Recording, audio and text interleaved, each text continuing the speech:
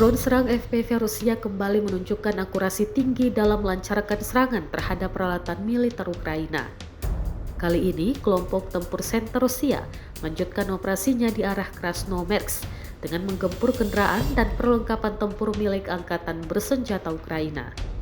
Dalam serangan terbaru ini, drone-drone FPV milik kelompok Center dilaporkan menghantam sasaran secara presisi, termasuk kendaraan lapis baja, perlengkapan artileri, serta kendaraan logistik milik Ukraina yang berada di garis depan maupun di jalur pasokan belakang.